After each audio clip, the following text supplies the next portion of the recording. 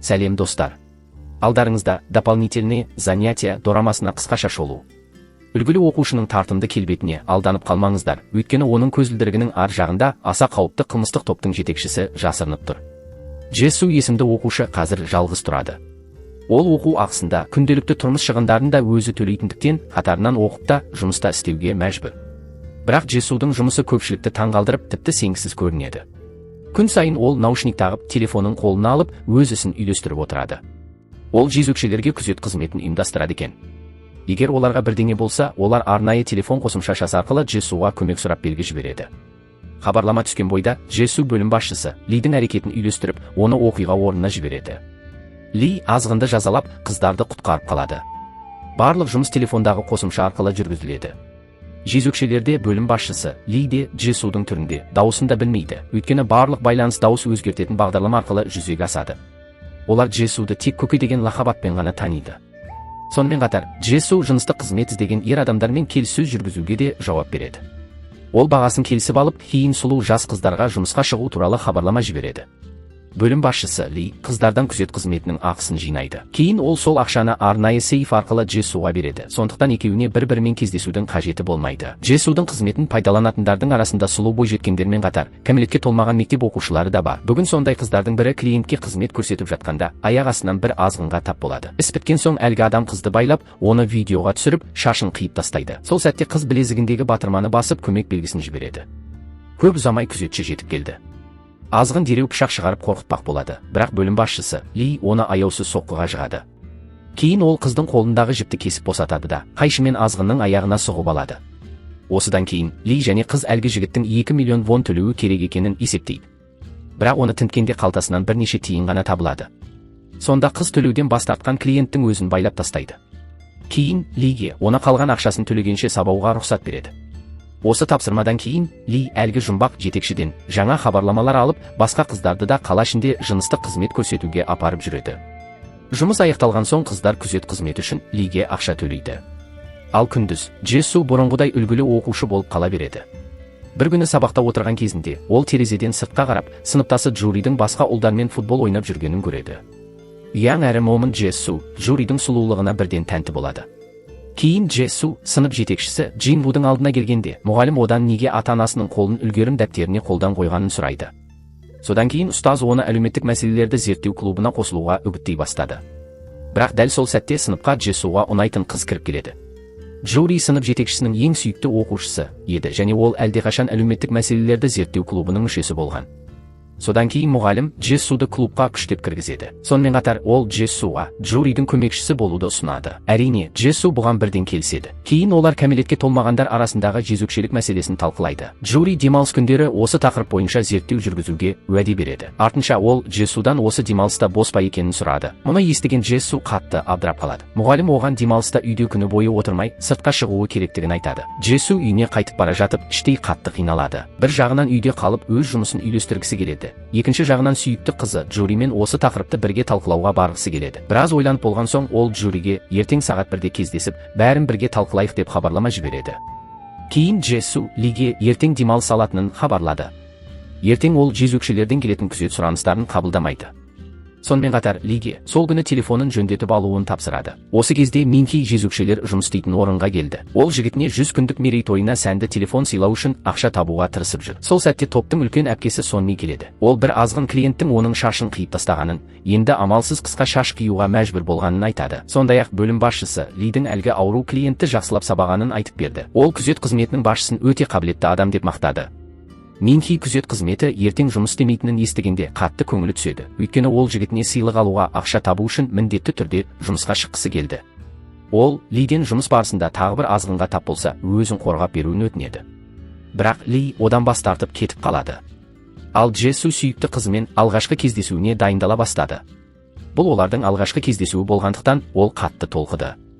Тіпті Джессу интернеттен қызбен кездесуге қанша ақша алып шығу керек екенін іздеп көреді. Екеуі кофеханаға келгенде Джессу ішке жалғыз кіруге батпай, Джуридің келуін күтеді. Ол келген соң ғана ішке бірге кірді. Ішке кіргенде есікті қалай ашуды да білмей абдырап қалады.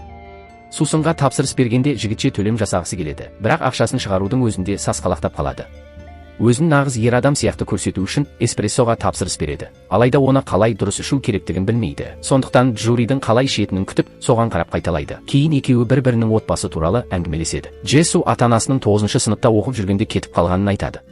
Мектепте ешкім оның жалғыз тұратынын білмейтін. Джури оның қалай күн көріп жүргенін сұрағанда, Джессу қосымша жұмыс істейтінін ғана айтады. Осы сәтте Джессу кеше ғана дүниеге келген аңғал баладай көрінді. Джури сияқты тәрбиелі әрі нәзік қыздың алдында ол тіпті көзіне жас алып, жылап жібере жаздайды. Сол уақытта күзет қызметі уақытша тоқтап тұрғандықтан, Минхи жалғыз өзі жұмысын жалғастырып жүреді. Өкінішке қарай, ол кеше Сонмидің шашын қиған сол азғынға тап болады. Минхи жуынғысы келетінін айтқанда, әлгі адам одан алдымен менеджерге тез қоңырау шалуды талап етеді. Сол кезде бөлмеден азғынның тағы 2 сыбайласы шыға келеді. Минхи бірден білезігіндегі батырманы басып көмек белгісін жібереді. Джессу Минхиден келген дабылды алады. Ол дәретханаға барып, Лиге қоңырау шалады, бірақ Ли телефонын жөндетуге кеткен екен. Джессу қатты дағдарып қалады. Осы кезде азғын Минхиге Джессумен сөйлесуге рұқсат береді. Минхи Джессудан өзін жалғыз тастамауын сұрайды. Енді Джессуға Минхиді құтқару үшін Джуриді қалдыруға тура келеді. Ол дереу электрошокерді алып, оған батарейка сатып алу үшін супермаркетке барады. Бірақ қажетті батарейкалар табылмайды. Тіпті қоқыс жәшігінен де батарейка іздеп көреді. Алайда қаруды іске қоса алмайды. Амалы таусылған Джессу қолына таяқ алып Минхиді құтқаруға аттанады. Сол уақытта азғын кісі Минхиді аяусыз ұрып соғып жатады. Ол қандай жағдай болса да күзетшіні шақыруын талап етеді. Өйткені өткен жолы өзін сабаған үшін кек алмақ ойы бар. Артынша ол Минхидің шашын қия бастады. Кенет оған Көке деген атпен сақталған менеджер қоңырау шалады. Бұл Джессудің өзі болатын. Джессу дәл қазір полиция келетінін айтады. Бірақ тәкаппар азғын Джессудің полиция шақыруға батылы жетпейтінін айтып күледі. Өйткені полиция келсе, Минхидің өзі де ұсталады. Сонда Джессу егер ол сенбесе, терезені ашып сыртқа қарауын айтады. Шынында да сыртта полиция көлігі келіп тұрған екен. Азғын кісі асығыс Минхидің суретін түсіріп алып, ақсаңдап қашып кетеді. Полиция жезөкшелікпен айналысатын орын бар жоғын тексеруге келеді. Расында да Джессу полиция шақырған, бірақ оларды әдейі басқа бөлмеге бағыттаған. Осы сәтті пайдаланған Минхи байланған жібін қайшымен кесіп, үнсіз қашып шығады. Кейін әйел полицей лифтке кіріп бара жатқан студент қыздың сөмкесіне ілінген ойыншық аюларды байқап қалады. Осы уақытта Джессу Минхиді аман алып шығады. Кейін ол Джуримен кездескен кофеханаға қайта оралады, бірақ Джури әлдеқашан кетіп қалған. Кафе қызметкері Джессуға ұмытып кеткен сөмкесін береді. Көңілі түсіп кеткен Джессу Джуриге кешірім сұрап хабарлама жібереді. Ал әлгі азғын енді Минхидің жезөкшелікпен айналысатынын дәлелдейтін суреттерді мектептің онлайн форумына жарияламақ болады. Бірақ оның бұл әрекетін бөлім басшысы Ли тоқтатады. Осы тұста біз Джуриді де жақсырақ тани бастаймыз. Ол нағыз ханым болғанымен өте ерке мінезді қыз. Бай отбасында өмір сүрсе де, ата-анасының шектен тыс қатал тәрбиесіне қарсы шығатын бүлікшіл мінезі бар. Ата-анасы тіпті оны өздерінің ойын-сауық компаниясының болашақ басшысы етуді жоспарлағанымен, Джури олардың күштеп таңған өмір жолымен жүруді жек көреді. Джессумен кофеханада отырғаннан кейін Джури оның бір құпиясы бар екенін сезеді. Бір күні сабақта Джессу ұйықтап қалған сәтті пайдаланып, ол оның бизнесін басқаратын телефонын білдірмей алып қояды. Кейін дәретханаға барып, құпия сөзін табуға тырысады, бірақ аша алмайды. Содан кейін ештеңе болмағандай сыртқа шығып, Джессуды бірге тамақтануға шақырады. Тамақтанып отырғанда Джури оның шын мәнінде қандай қосымша арқылы жұмыспен айналысатынын қайта сұрай берді. Бұл Джессуды қатты ыңғайсыздандырады. Кейін Джури оны өз клубына қосылуға шақырды. Джессу келісіп, клубтың чат тобына қосылу үшін телефонын шығарады. Сол сәтте Джури оның телефонына көз жүгіртіп, екінші телефонының құпия сөзін байқап қалады. Ал Джессу Джуридің жаңа ғана сыйлаған сыйлығын қуана қабылдап, сөмкесіне салып қояды. Бірақ дәл сол кезде бизнесін жүргізетін телефонның жоғалып кеткенін байқайды. Ал Джури жаңа ғана көріп қалған құпия сөзді енгізіп, Джессудың телефонын ашады. Сөйтсе, Джессу екі телефонына да бірдей құпия сөз қойған екен. Кейін Джури мұғалім Джингуға Джессуды клубқа кіргізуге көндіргенін хабарлайды. Бірақ артынша телефонды қарап отырып, Джессудың жан түршігерлік құпиясын біліп қояды. Ал Джессу ең қымбат телефоны жоғалғанын түсінген соң, абыржып оны жан-жақтан іздей бастайды. Кейін жоғалған телефонның қай жерде екенін анықтау үшін навигациялық бағдарламаны іске қосады. Кейін Джессу жігіті Китемен танысқандарына 100 күн толуын тойлап жатқан Минхиге тап болады. Джессу өзінікіне дәл ұқсайтын телефонды көріп, оның соңынан жүгіре жөнеледі. Бірақ кенет сүрініп құлап қалады. Соның кесірінен жұптың мерекелік торты жерге түсіп, быт-шыт болды. Ашуға булыққан Ките Джессуды ұрып соға бастайды. Минхи жігітін тоқтатуға тырысқанымен еш нәтиже шықпады. Ките Джессуды ұра бергенде кенет бір ер адам жүгіріп келіп, оны тоқтатады. Сөйтсе, бұл Джессудің туған әкесі екен. Кейін әкесі ұлын бірге тамақтануға шақырады. Ол Джессуға өзімен бірге тұруға көшіп келуін өтінеді. Өйткені интернет арқылы ақша табудың керемет жолын тапқанын айтады. Сонда Джессу әкесінен ақшасы таусылып қалғандықтан ғана өзін іздеп жүрген жоқ па деп сұрайды. Әкесі сынып жетекшісімен сөйлесіп, Джессуды басқа мектепке ауыстыруды сұрайтынын айтқанда, Джессу қатты ашуланады.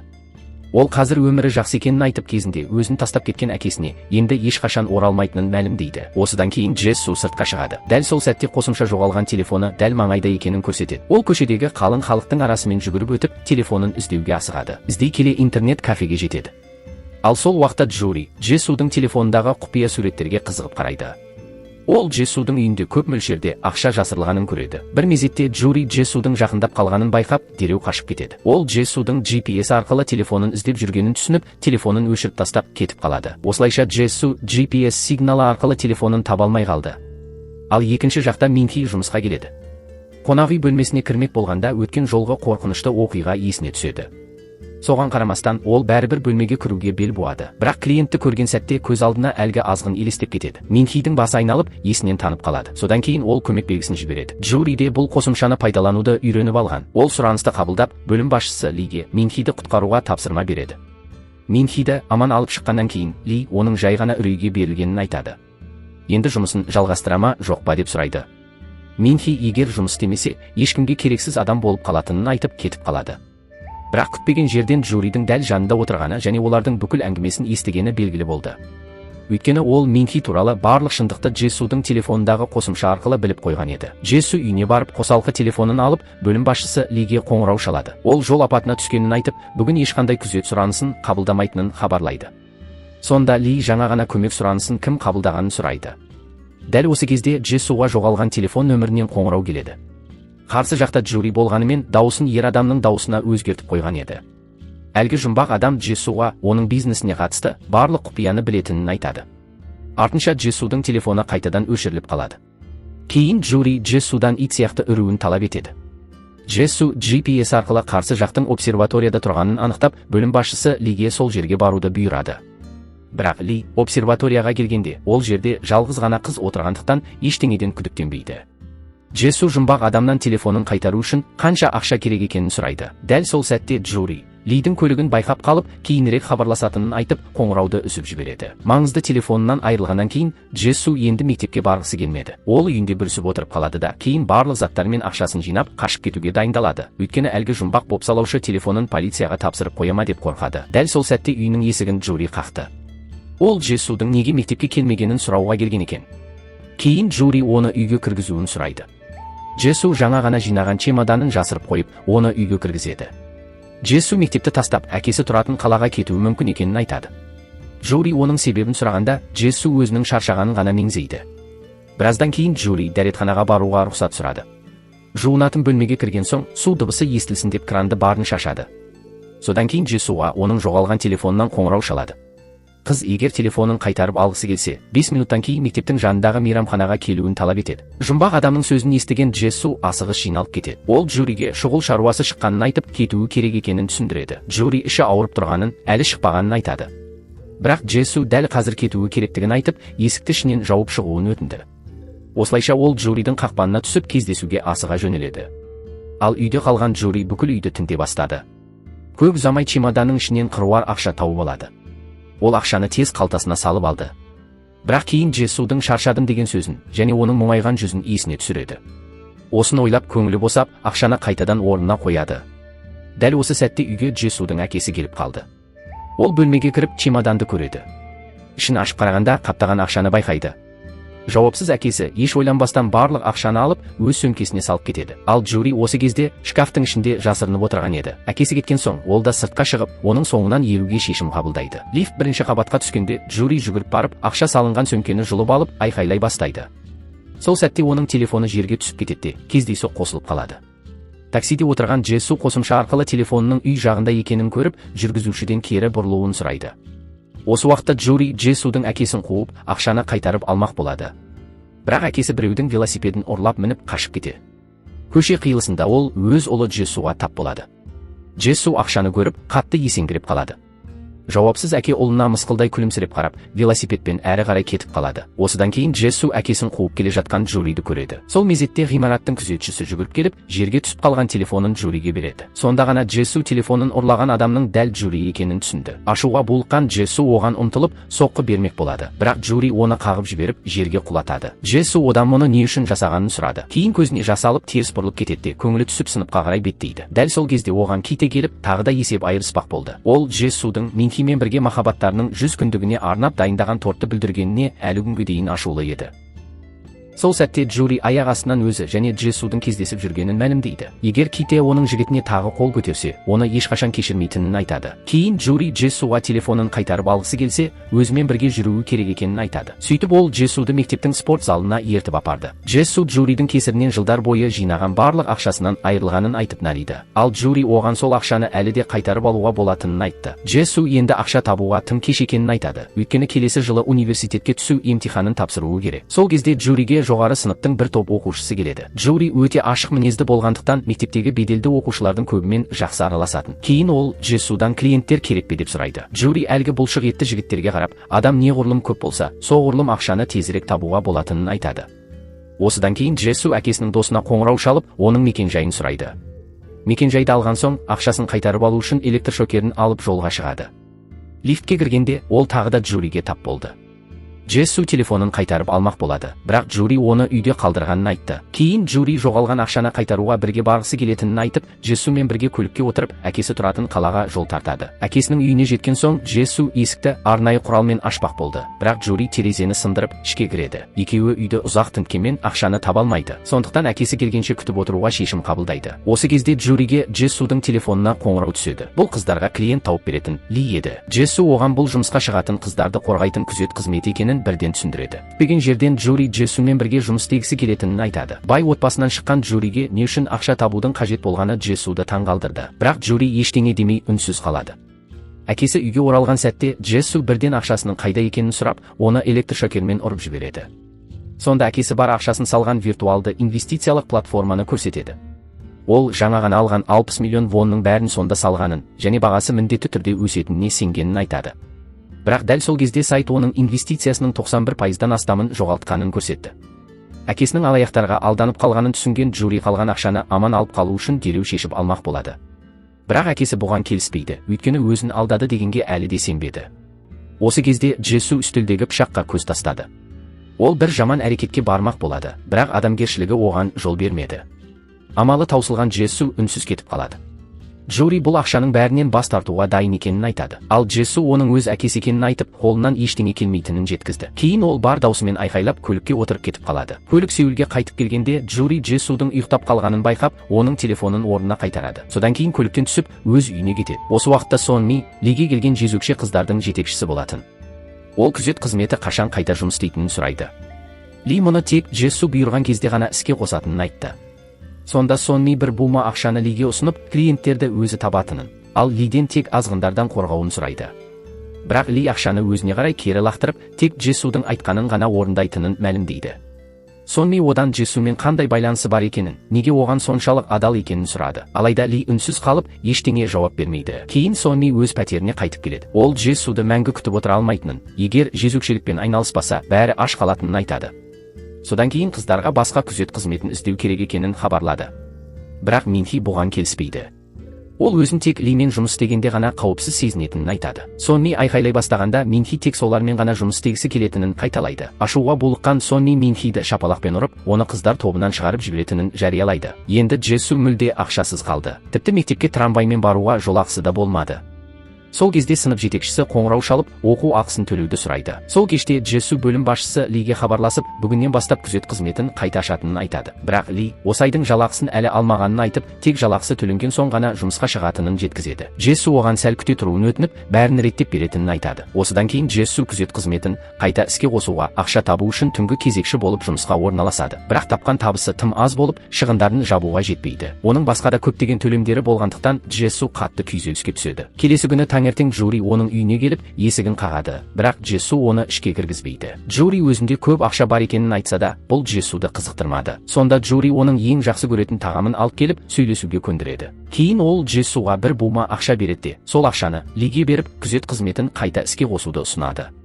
Қыруар ақшаны көрген Джессу оның не үшін ақша беріп жатқанын сұрады.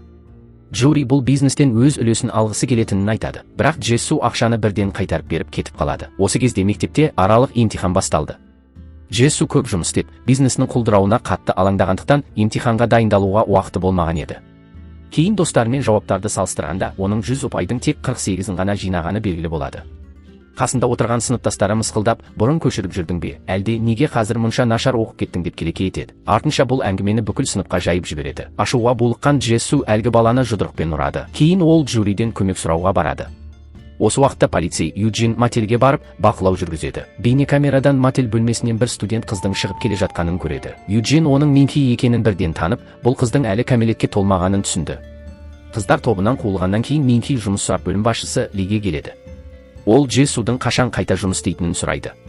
Ли білмейтінін айтып, Минхиге бұл істі қойғаны дұрыс екенін, өйткені оның шегіне жеткенін ескертеді. Дәл сол сәтте Лиге Джессу қоңырау шалып, жалақысын аударғанын және бүгіннен бастап күзет қызметі қайта жұмыс істейтінін хабарлайды. Ли Минхиден бүгін жұмысқа шығасың ба деп сұрады. Бірақ өткен жолғы оқиғадан кейінгі психологиялық жарақаты әлі жазылмағандықтан Минхи жалғыз өзі қалып қояды. Китэ мен оның достары Джессудың қазір Джуридің қорғауында екенін, сондықтан оған ешкімнің тиісуге батылы жетпейтінін айтады. Өйткені Джури жоғары сыныптағы дзюдо командасымен өте жақын араласады және беделі зор. Сондықтан олар Джессудан басқа жолмен кек алуды ойластыра бастады. Ақыры Джессу Джуриге бизнеспен бірге айналысуға рұқсат бергеннен кейін, ол одан бір елі ажырамайтын болды.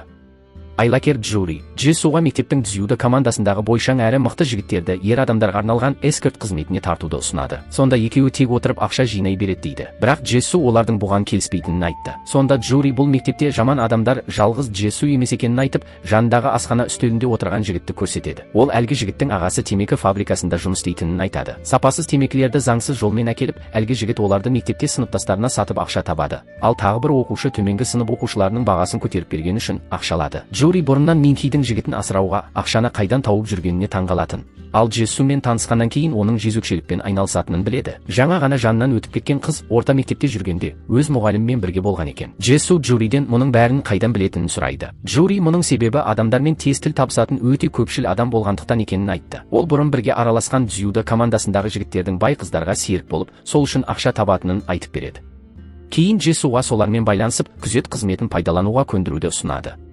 Дәл осы кезде Джуридің жақын достары келіп, Джессу басқа жаққа кетіп қалады. Ол сыныпқа қайта оралды.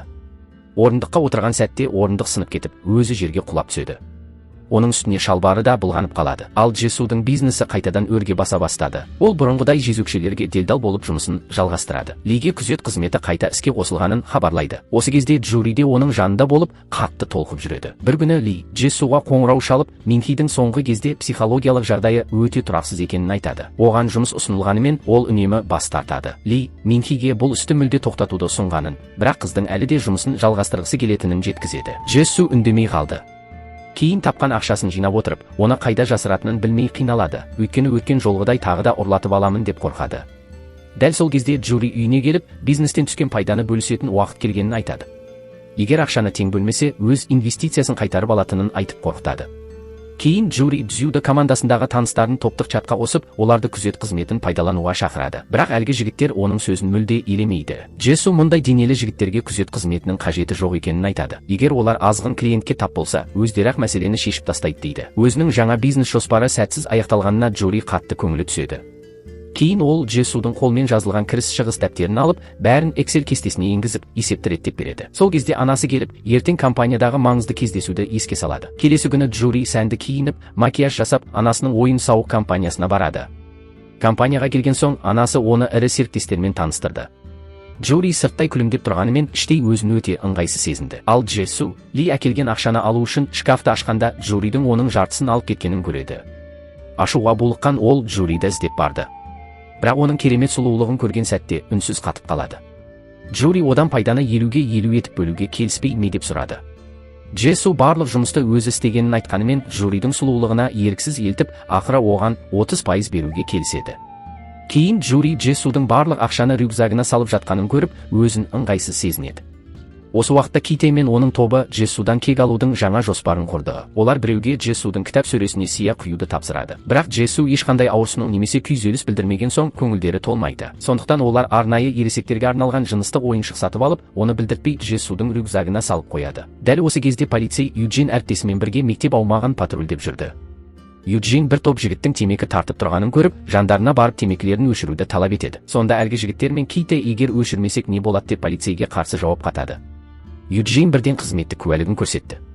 Оны көрген жігіттер еш қарсылықсыз темекілерін өшіріп тарап кетеді. Сол сәтте Юджин Минхидің рюкзагына ілінген ойыншық аюларды байқап, оның өткен жолы Матильді көрген студент қыз екенін түсінеді. Осы уақытта Китенің досы сыныпқа кіріп, ересектерге арналған ойыншықты білдіртпей Джессудың сөмкесіне салып қояды да, бұл туралы бірден Китеге хабарлама жібереді. Ките дереу мектеп директорының орынбасарына барып, дәретханадағы қоқыс жәшігінен жаңа ғана темекі тұқылын көргенін айтады. Осыдан кейін директордың орынбасары мен тәртіп сақшылары бүкіл мектепті аралап, кімнің мектеп ішінде темекі тартқанын анықтауға кіріседі. Ол әр сыныпқа кіріп, оқушылардың сөмкелерін тексере бастады. Сол кезде Джури достарынан директордың орынбасарының барлық жерден темекі іздеп жүргені туралы хабарлама алады. Сондықтан ол бірден Джессуға ескерту жібереді. Өйткені оның сөмкесінде қыруар ақша мен көптеген құпия заттар бар еді. Директордың орынбасары сыныпқа кіргенде Минхи де қатты қобалжиды. Өйткені оның электронды темекісі рюкзагында жатқан болатын. Сол сәтте Джессу орнынан тұрып, мұғалімнің өзінің сөмкесін тексеруіне қарсы екенін айтып, мұны адам құқығын бұзу деп мәлімдейді. Бірақ директордың орынбасары тәртіп орнатқысы келетінін айтып, Джессуға сөмкесін ашуды бұйырады. Джессу бірден сынып жетекшісінен көмек сұрайды. Алайда директордың орынбасары оның сөмкесін тартып алды. Ол дәл ересектерге арналған ойыншықты көрмек болғанда, кенеттен өрт дабылы іске қосылады. Сынып жетекшісі дереу барлық оқушыларға сыртқа шығуды бұйырады. Осылайша Джессу мектеп бұзақыларының қақпанынан аман құтылды. Оның үстіне әлгі ойыншық өзіне тегін қалды. Минхи де мектепке электронды темекі алып келгені әшкереленбей қалады. Кейін директордың орынбасары бейне бақылау камерасын қарап отырып, өрт дабылын Джуридің басқанын және мектептегі бүкіл дүрбелеңді сол ұйымдастырғанын көреді. Бірақ Джури бірден актерлік қабілетін көрсетеді. Ол жылап жіберіп, ата-анасы өзінен үнемі бәрін мінсіз орындауды талап ететінін, соның кесірінен өзін өте жалғыз сезінетінін және жай ғана біреудің назарын аударғысы келгенін айтады. Директордың орынбасары оқушысының өксіп жылағанын көріп, абдырап қалып, ештеңе деместен кетіп қалады. Кейін Джессу Джуриді сыртта күтіп тұрады. Ол бәрі дұрыс па деп сұрайды. Джури тек мұғалімнен ұрыс естігенін айтты. Кейін ол Джессудан ақшаны шынымен мектеп сөмкесінде сақтайсың ба деп сұрайды. Содан кейін оны сынып жетекшісі Джинвудың кабинетіне ертіп барып, ақша мен құжаттарды диванның астына жасыруды ұсынады. Өйткені мұғалім ешқашан бөлмесін жинамайтындықтан, ол жерден ешкім ештеңе таппайды деді. Осы кезде Джури қара түсті сөмкені байқап, ішін ашып қарайды. Сөйтсе, оның ішінде ер адамдарға арналған жыныстық ойыншық жатқан екен. Джессу оның өзінікі емес екенін айтқанымен, Джури оған сенбейді. Тіпті оны пайдаланса да, соны ашық айту керек. Мұнда ұялатын ештеңе жоқ дейді. Дәл осы сәтте мектепке Джуридің анасы келді. Джессу онымен амандасып кетпек болады. Бірақ анасы екеуімен аздап сөйлескісі келетінін айтты. Ол Джессудан қашан танысқандарын сұрап, кейін олардың жыныстық қатынасқа түскенін де сұрайды. Джессу бірден басын шайқап, еш нәрсе болмағанын білдіреді. Анасы мұны естіп қатты таңғалды. Өйткені мұғалім қызының мектепте өрт дабылын қосқанын хабарлаған еді. Ал сынып жетекшісі Джури мұны ата-анасының өзіне шамадан тыс үміт артатынынан деп түсіндіргенін айтқан болатын. Анасы бұл жастағы махаббаттың көбіне ата-анаға қарсылық білдірудің бір түрі болатынын айтады. Сол кезде Джессу Джуридің ата-анасының шектен тыс қаталдығына шыдамай, бір кездері білегін кесуге дейін барғанын да біліп қалады. Минхи қазір Китенің туған күнін караокеде тойлау үшін ақша жұмсап жүр. Ките қызы сыйлаған сыйлықты ашқанда ішінен тек қалпақ шыққанын көріп, қатты көңілі қалады. Ол Минхидің соңғы кезде сыйлықтарының сапасы нашарлап кеткенін айтып ренжиді. Ашуланған Минхи қалпағын қайта тартып алады. Біраздан кейін қыздар тобындағы құрбысы Китенің директордың орынбасарынан мектеп оқушыларының сөмкелерін тексеруді сұрағанын айтып береді. Мұны естіген Минхи қатты ашуланып, Китені мектепте темекі шеккені үшін ұсталып қала жаздағанына кінәлайды. Содан кейін ол ашуланып кетіп бара жатып, бұрынғы қыздар тобының жетекшісі Сонниге тап болады. Сөйтсе, Сонни караоке бардың иесімен кездеспек болып жүрген екен. Бұл бардың шын мәнінде жасырын жезөкшелер үйі екені анықталады. Сонни қарамағындағы қыздарға жұмыс табу үшін сол жердің иесімен әріптестік орнатуға келді. Өйткені бұрынғы жүйесімен жұмыс істегісі келмейтін. Әңгімелесіп отырған кезде бардың ішінен иесінің денесіне татуировка салынған күйеуі шығады. Оның қорқынышты түрін көрген Сонни үнсіз қатып қалды. Кейін бардың иесі өз орнында бос орын жоқ екенін айтып, Сонниге басқа бір мекемемен жұмыс істеуді ұсынады. Ал Джуридің анасының ойын-сауық компаниясында тағылымдамадан өтушілерге арналған іріктеу өтіп жатады. Сол жерде Терим есімді тағылымдамашы әнді нашар орындағандықтан, қазылар оны қабылдамай, санатындағы тағылымдамашылар қатарына түсіреді. Осы кезде компанияға Джури келіп, сыртқа шығып Териммен сөйлеседі. Жігіттің жалға алатын пәтерінің ақшасы қалмағанына шағымданғанын естіген Джури оған жасырын түрде жұмыс туралы топтық чатқа шақыру жіберіп, өзін белгісіз адам ретінде көрсетеді. Ол Теримге ер адамдарға арналған эскорт қызметіне кіріп, жақсы ақша табуды ұсынады. Кейін Джури үйіне барып Джессумен кездеседі. Джессу Теримнің ұсынысқа келіскенін және бүгін алғашқы клиентіне баратынын хабарлайды. Терим қонақ үйге келеді, бірақ бұл оның алғашқы жұмысы болғандықтан ішке кіруге батылы жетпейді. Ал Ли болса алыстан бәрін бақылап тұрды. Джессу Теримге қоңырау шалып, егер қаламаса, бұл жұмыстан бас тартуға толық құқығы бар екенін айтады. Сонымен қатар, жұмыс барысында қандай да бір мәселе туындаса, бірден көмекке келетіндерін ескертеді. Осы сөздерден кейін Терим бұл жұмысты істейтінін айтты. Мұны естіген Джури қатты қуанады. Ол егер Терим алғашқы жұмыс күнінде азғын клиентке тап болса, не болады деп сұрайды. Сонда Джессу бүгінгі клиенттің өзі Теримнің батылдығын тексеру үшін арнайы таңдаған адам екенін айтады. Мұны естіген Джури бірден Джессуды құшақтап, оның айлакерлігіне таңғалып мақтайды. Ал Джессу Джуриге қолы тиіп кеткенде қатты қысылып, бөлмесіне қашып кетеді. Екеуі бір үйде түнеп шыққанымен, одан кейін мүлде сөйлеспейді. Келесі күні мектепте Минхи Китке ұнатпай сынаған қалпақты қоқысқа тастамақ болады. Дәл сол сәтте ол Джессуға жолығып қалды. Минхи қалпақты оған лақтырып беріп, киіп ал дейді. Мұны көрген Джури бірден оны қызғанып кетеді.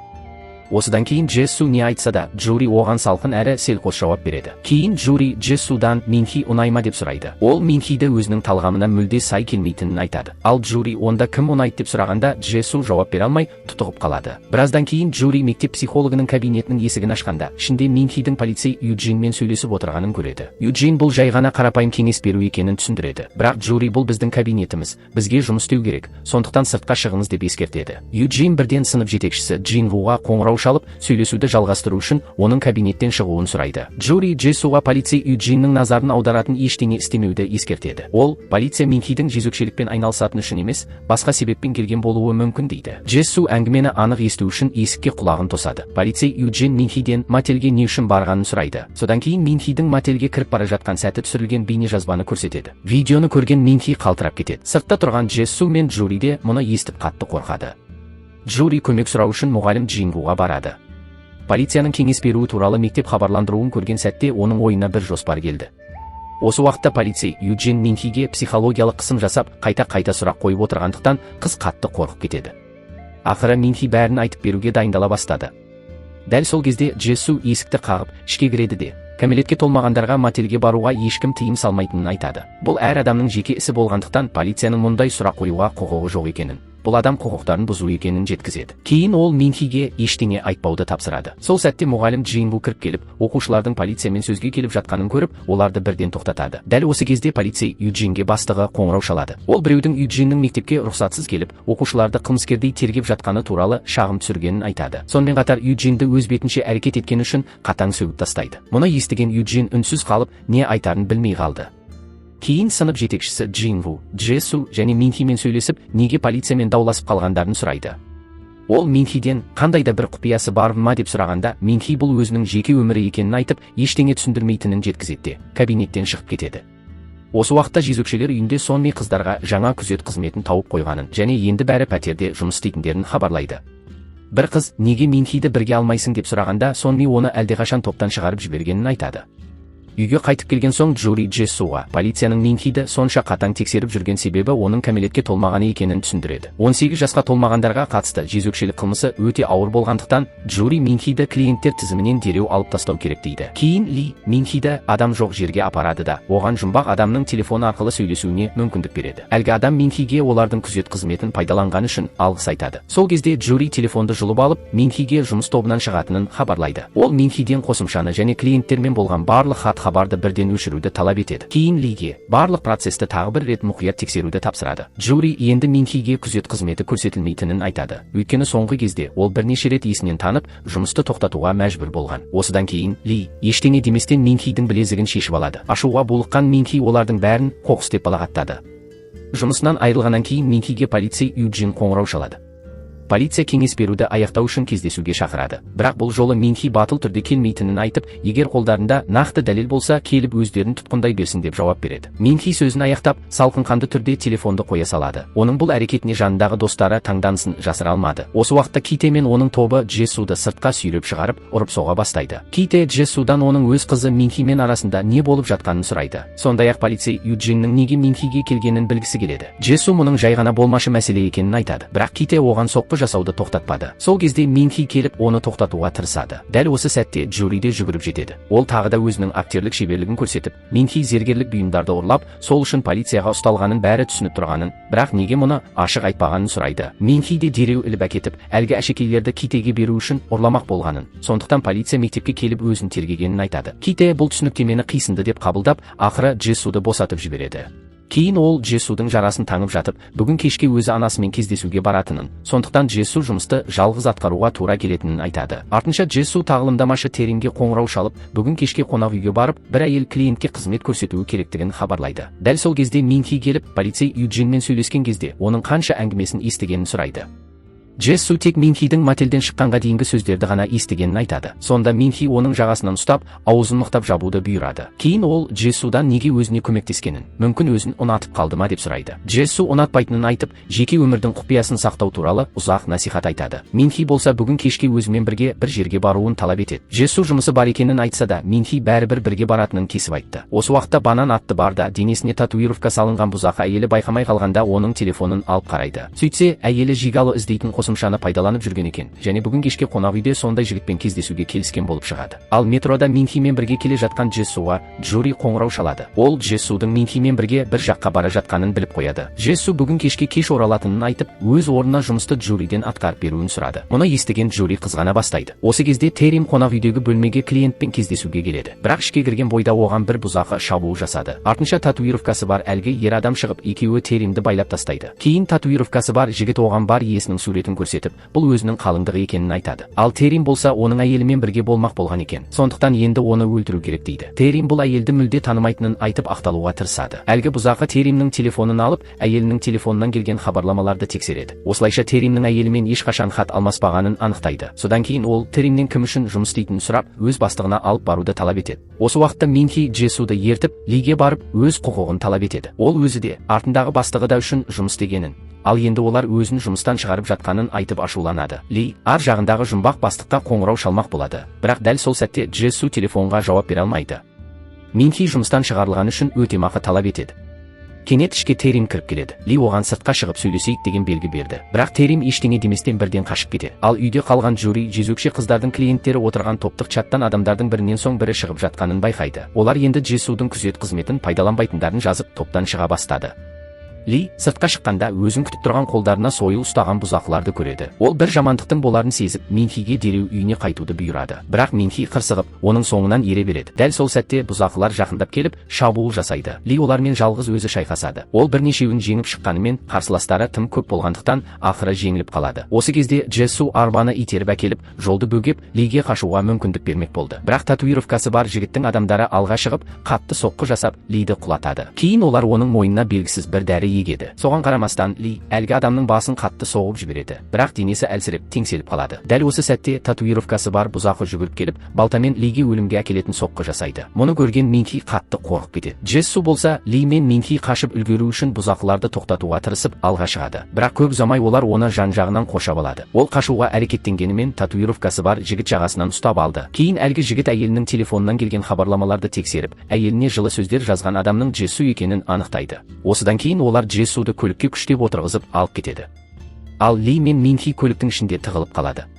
Минхи телефонын алып, полицей Юджинге көмек сұрап хабарлама жібереді. Көп ұзамай оларды ауруханаға аман жеткізеді. Оқиға орнына Джури де келіп, болған жайттың куәсі болады. Полицей Юджин Минхиден әлгі адамдар туралы сұрамақ болады. Бірақ Минхи қатты күйзеліске түсіп, айқайлай бастады. Оның бұл әрекетін көрген Джин Ву келіп, оны сабырға шақырады. Ал Джессуды қайтадан барға алып келеді. Татуировкасы бар жігіт одан неге өз әйелімен жатпақ болғанын сұрап, сыбайластарына оның қолын шабуға дайындалуды бұйырады. Бақытына қарай, дәл сол кезде бардың иесі есікті ашып кіреді, әлгі жігіт дереу қаруын жасырады. Әйелі күйеуіне өз барында мұндай ақымақтық жасамауын ескертеді. Күйеуі болса оны Жигало жалдамақ болды деп түсіндіреді. Әйелі ашуланып, оның телефонын ақтаруға қалай батылы жеткенін сұрайды. Әйелі Джессуға қарап, оның кім екенін сұрайды да, қолындағы бір стақан суды күйеуіне шашып, шығып кетеді. Көңілі қатты қалған татуировкасы бар жігіт отырып алып, Джессуға ішіндегі мұңын ақтара бастады. Ол әйел үшін бәрін жасағанымен, оның өзін ешқашан құрметтемейтінін, кез келген мәселе болса кінәні өзіне арта салатынын айтады. Кейін ол Джессудің әйеліне хабарлама жазғанын өз көзімен көргенін айтып, неге олай жасағанын сұрайды. Сонда Джессу сабырмен бар жағдайды түсіндіреді. Ол өзін тек секс қызметін сатып алушылар мен сатушыларды байланыстыратын чаттың үйлестірушісі ғана екенін, мұны қосымша табыс үшін істейтінін айтады. Сондай-ақ мұндай жүйемен жұмыс істеу үшін дәл осындай жасырын барды жалдаудың қажеті жоқ екенін түсіндіреді. Мұны естіген татуировкасы бар жігіт қатты қызығып кетеді. Кейін Джессу оған бүкіл бизнес үлгісін егжей-тегжейлі түсіндіреді. Бірақ ол қанша түсіндірген сайын, әлгі екі ер адам соғұрлым шатасып, ештеңе түсінбей қалады. Сол кезде бұзақылардың бірі Джессуды бәрібір өлтіру керек екенін айтады, өйткені ол бұл жердің жасырын жезөкшелер үйі екенін біліп қойған. Сонда Джессу тізерлеп отырып, жалбарына бастады. Ол олардың айтқанының бәрін орындайтынын айтады. Денесіне татуировка салынған ер адам Джессудың нағыз бастығымен кездескісі келетінін айтты. Сонда Джессу Джуриге қоңырау шалады. Ол өзін ұрлап кеткенін хабарлады. Татуировкасы бар ер адам телефонды жұлып алып, қызметкерлерінің бірі оның қалыңдығымен көңіл қосқанын айтады. Енді ол сол жігіттің кім екенін біліп, өтемақы алғысы келетінін жеткізді. Джессу өзін жасырын жезөкшелер үйінде ұстап отырғандарын айтады. Джури сұрай келе, бұл жерде көптеген жезөкшелер бар екенін біледі. Ол барлық қыздардың чаттан шығып кеткенін көріп, татуировкасы бар ер адаммен ынтымақтасуды өтінеді. Бұл жалға алу шығынын қажет етпейтін бизнес үлгісі татуировкасы бар ер адамға қатты ұнайды, сондықтан ол бірден келісті. Кейін олар Джессудың телефонын алып, оны уақытша босатады, бірақ бір шарт қояды. Джессу осы жезөкшелер үйіне қайта оралып, енді солар үшін жұмыс істеуі керек. Осыдан кейін Минхи Китеге келіп, оған темекіге ақша табу үшін жезөкше болып жұмыс істегенін айтады. Сыйлықтар мен презервативтерді де өзі сатып алып жүргенін жеткізді. Ките Минхиден мұны не үшін айтып отырғанын сұрайды. Мұны естіген Минхи қатты таңғалды.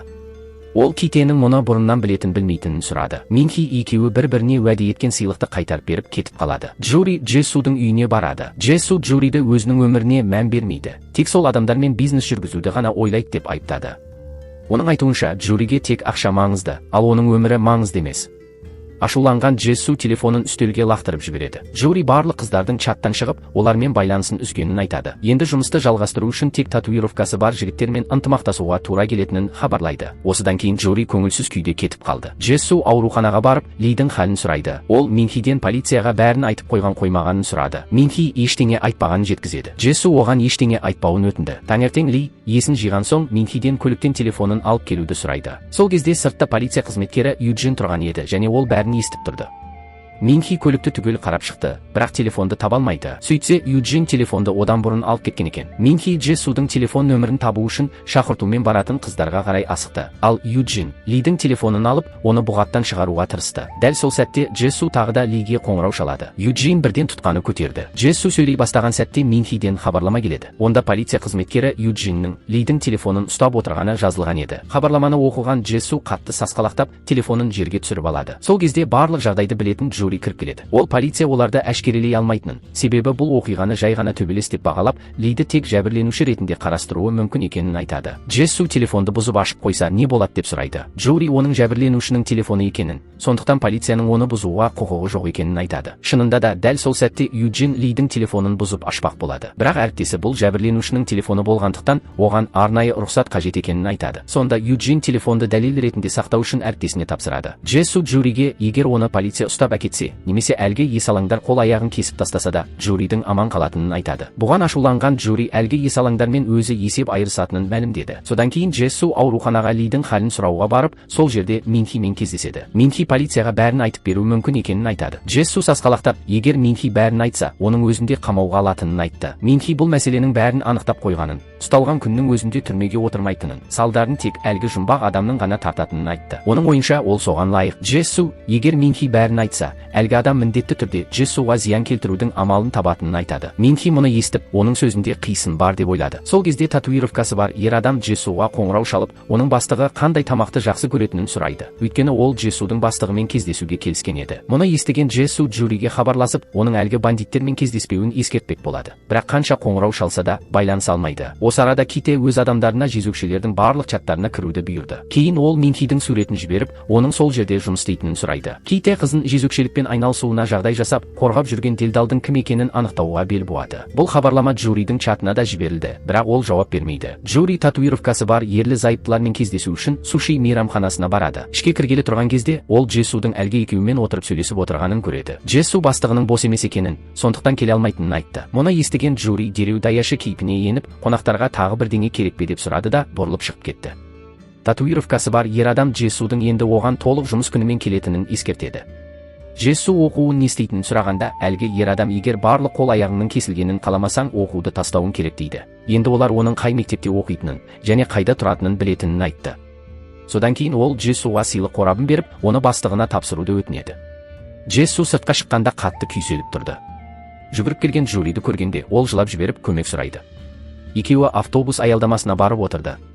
Джессу автобусқа мінген кезде татуировкасы бар ер адам берген сыйлық қорабын ұмытып кетеді. Джури қорапты ашып қараса, ішінде қомақты ақша бар екен. Ол дереу таксиге отырып Джессуды қуып жетпек болады. Бірақ қораптың ішінде GPS трекер бар екенін ол білмеді.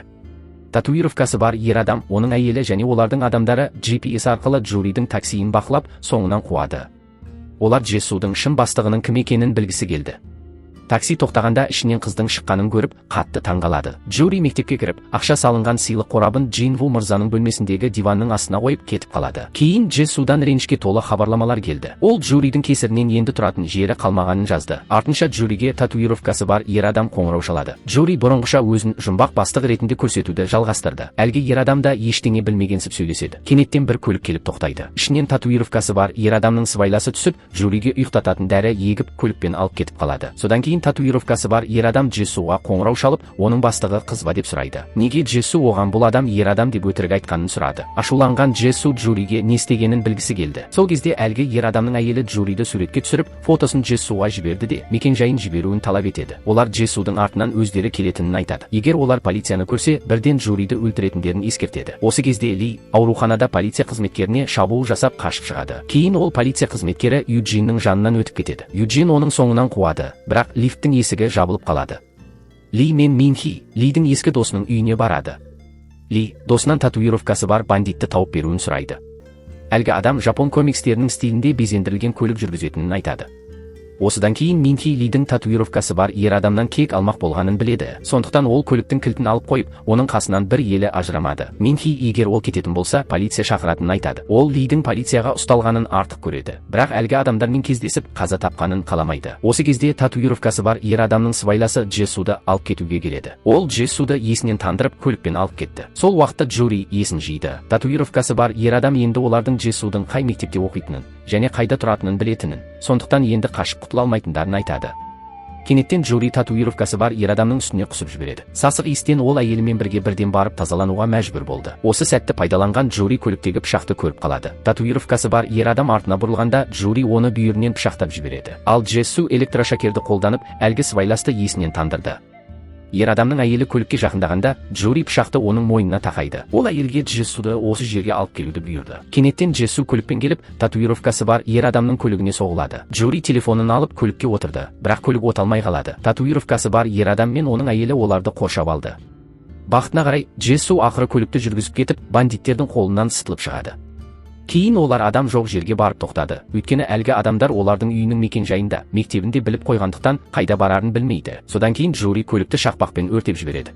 Екеуі қол ұстасып түнеу үшін қонақ үйге барды. Джури Джессудан неге оны құтқаруға келгенін сұрады. Өзі оны жек көрмей ме еді? Джессу да Джуриден неге өзінің соңынан келіп, өмірін қатерге тіккенін сұрайды. Екеуі сүйіспек болған сәтте кенеттен сирена дауысы естіліп тоқтап қалады. Джури бұл полиция көлігінің емес, жедел жәрдемнің сиренасы екенін айтты. Сол кезде екеуі де полициядан қатты қорқатынын түсінеді. Джессу бар болғаны осының бәрін тоқтатқысы келгенін айтады. Келесі күні таңертең Джессу оянғанда Джури жанында жоқ болып шықты. Ал Минхи де оянғанда Лидің жоқ екенін байқайды. Лидің досы оның кетіп қалғанын айтып, Минхиден күні бойы осы жерде қалуын өтінеді. Мұны естіген Минхи қашып шығып, полиция қызметкері Юджинге барады. Ол кеше Лиді балтамен азаптаған адамның жапон комикстерінің стилінде безендірілген көлік айдайтынын айтады. Юджин әріптесіне қоңырау шалып, бақылау камераларының жазбаларын қарап, сол ерекше көлікті табуды тапсырды. Камера жазбаларын қарап шыққаннан кейін, Юджин де сол ерекше көлікті тауып алады. Ките барлық жезөкшелерге хабарлама жібергеннен кейін, оған жауап келеді. Хабарламада егер әлгі қызды тапқысы келсе, Банан барына баруы керектігі жазылған. Осыдан кейін Ките мектептегі беделді жігіттердің бәрін жинайды. Олар мотоциклдерге мініп, қаруларын алып, Банан барына аттанады. Алайда бұл хабарламаны жіберген Джури болып шықты. Сол уақытта Джури де барға келіп, танымайтын 3 қызға ақша төлеп, оларды өздерімен бірге барға кіруге көндіреді. Содан кейін Джури татуировкасы бар жігіттің бөлмесіне жасырын кіріп, Джессудың телефонын тауып алады. Бірақ кенеттен татуировкасы бар жігіт пайда болды. Ол қызға шабуыл жасап, тұншықтыра бастайды. Дәл осы кезде Ките бастаған мектеп бұзақыларының тобы келіп жетеді. Татуировкасы бар жігіт бірден сыртқа шығады. Оқушылар оны төменге түсіп, сөйлесуге шақырады. Ол артына бұрылған сәтте Джури ғайып болып кетеді. Келесі сәтте Джури оған өрт сөндіргіштің көбігін шашады. Осы мүмкіндікті пайдаланған ол сыртқа қарай жүгіріп шығады. Мектеп бұзақылары барды қирата бастады. Олар өздерін батыр сезінгендей күліп, бәрін талқандайды. Кейін бүкіл топ қызметкерлерді сойылдармен ұрып соғады. Екі жақ арасында қатыгез төбелес басталады. Осы кезде Ли бастық келіп жетеді. Ол бар қызметкерлерімен және мектеп бұзақыларымен бірге төбелеске араласады. Ал татуировкасы бар жігіт Джуридің соңынан қуады. Джуриді бір қызметкер тоқтатады. Кенеттен Джессу қайдан шыққаны белгісіз жерден жүгіріп келіп, әлгі қызметкерді қағып құлатады. Сол кезде оның бас киімі жерге түсіп қалды. Татуировкасы бар жігіт келіп Джуридің шашынан ұстап алады. Осы сәтте Джуридің кіші сіңлілері Джессуды ұстап қалады. Татуировкасы бар жігіт пен қызметкер оларды алып кетпек болды. Бірақ дәл сол уақытта Ли жетіп келеді. Ол үшкір темір қаруды алып, әлгі қызметкерді құлатып түсіреді. Татуировкасы бар жігіт Лиден сонша уақыт тірі жүру үшін мәңгілік өмір эликсирін іштің бе деп мысқылдай сұрайды. Ли жоғарғы қабатқа қарай жүгіреді. Джессу сүрініп кетіп, Лиді дауыстап шақырады. Сол сәтте Ли Джессудың әлгі жұмбақ адам екенін түсінді. Ол Джессуға енді екеуі ешқашан кездеспеуі керек екенін айтып, шатырға көтеріледі. Джури Джессуды тез ұстап алып, екеуі шатырға қарай жүгіреді. Татуировкасы бар жігіт Лиге пышақ соғып, кейін оны аяусыз ұрып соғады. Бірақ Ли қайта тұрып, қарсы шабуыл жасайды. Татуировкасы бар жігіт оны қайта пышақтай бергенімен, өзі де өлімші болып соққы жейді. Лидің бүкіл денесі пышақ жарақаттарына толып кетеді. Осы кезде барға полиция қызметкері Юджин келеді. Ол төбелесті көріп, бірден қосымша полиция күштерін шақырады. Сол уақытта бардың ішінде Ките Минхи сыйлаған бас киімді жерден көтеріп алады. Кейін полиция барға тінту жүргізіп, барлық бұзақыларды және мектеп бұзақыларының тобын тергеу үшін ұстап әкетеді. Юджин шатырға көтеріліп, қозғалыссыз жатқан екі денені көрді. Ол әріптестерін шақырып көмек сұрайды. Полиция бөлімшесіне оралғаннан кейін Юджин мектеп бұзақыларынан олардың не үшін барға келіп төбелес шығарғанын сұрады. Китенің достары да нақты себебін білмейтіндерін, тек Китенің соңынан еріп төбелесуге келгендерін айтады.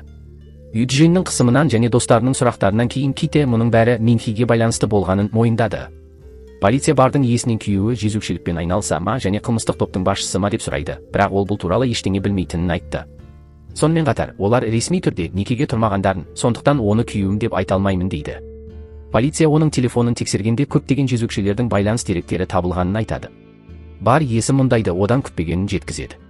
Ол үшін оның жезөкшелікпен айналысатыны немесе төбелесетіні маңызды емес, ең бастысы барлық ақшаны өзіне әкеліп тұрса болғаны дейді. Кейін Юджин Минхимен оңаша сөйлеседі. Ол Минхиден топтың басшысы кім екенін білесің бе деп сұрады. Минхи бірден Лидің қайтыс болған қалмағанын сұрайды. Юджин оның қайтыс болғанын айтты. Бұл хабарды естіген Минхи жылап жіберді. Джури үйіне барып, айғақтарды жою үшін Джессудың жұмыс телефонын сындырып тастайды.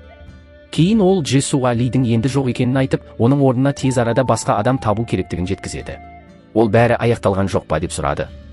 Неге Джури әлі де жалғастырғысы келеді. Джури оған қорқатын ештеңе жоқ екенін айтты. Полиция татуировкасы бар жігітті жұмбақ қылмыскер деп есептеп, барлық кінәні соған артып қойғанын түсіндіреді. Джессу Джуридің қорықпайтынын, бірақ өзінің қатты қорқатынын айтады. Ол Джуриге үйіне қайтып, байлықтың рахатын көріп өмір сүре беруін ұсынды. Бірақ Джури жаңа бизнес жоспар ойластыруын жалғастырды. Кенет ол айқайлап, енді ол үйге қайта алмайтынын, ол жерде өмір сүре алмайтынын айтады. Ашуланған Джессу телефонын лақтырып жіберіп, бәрін өзі істей берсін дейді. Джури телефонды алып кетіп қалады.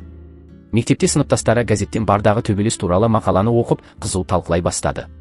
Сол кезде Минхи сыныпқа кіреді. Қыздар оның ақылы танысу қызметіне қатысқанын біліп, мазақтай бастады. Кейін олар Минхиді жезөкше деп қорлады. Директордың келе жатқанын көргенде ғана оны қоя береді. Джессу Минхидің артынан жүгіріп барып, полицияға бәрін айтып қоймағанын сұрайды. Минхи одан неге соңынан қалмай жүргенін сұрады. Ол егер Джессу өзін тоқтатпағанда, ешкім өлмес еді деп оны кінәлайды. Осы кезде Джури өз үйінде ата-анасымен сөйлеспек болды. Ол оларға Терриннің жезөкшелікке қатысты келісімінің аудиожазбасын тыңдатады. Джури, егер компания тағылымгерінің жезөкшелікке қатысы бар екені белгілі болса, ата-анасының үлкен инвестициялардан айырылатынын айтты. Кейін ол ата-анасынан өзіне біраз ақша аударуды сұрайды. Сол түні Джессу түсінде қылмыстың барлық ізін жасыру үшін Минхидің мәйітін өз қолымен көміп жатқанын көреді. Кейін Джури оны сөйлесуге шақырады. Ол Австралияға оқуға кететінін айтып, Джессуды да өзімен бірге жүруге шақырды. Джессу мұнда өзін ұстап тұратын ештеңе қалмағанын айтқанымен, оған абай болуын ескертеді. Мұны естіген Джури көңілі түсіп, үнсіз орнынан тұрып кетіп қалады. Ал полиция қызметкері Юджин істің бұлай аяқталғанына әлі де қанағаттанбады. Ол татуировкасы бар ер адамды шын басшы деп есептемейтін. Әріптестері оған үйіне барып демалуға кеңес берді, өйткені жұмысы онсыз да көп екенін айтады. Өздері ертең мектепте кездесіп, істі бірге талқылауға келісті. Осы кезде Джессу Джин Вудың кабинетіне кіріп, диванның астынан ақша салынған қорапты тауып алады. Бірақ Джин Ву кіріп келгенде, ол қорапты қайта орнына қойып үлгереді. Сол уақытта мектепке Юджин келді. Кенеттен татуировкасы бар бандиттің телефонында нысанның жақын жерден табылғаны туралы хабарлама пайда болады.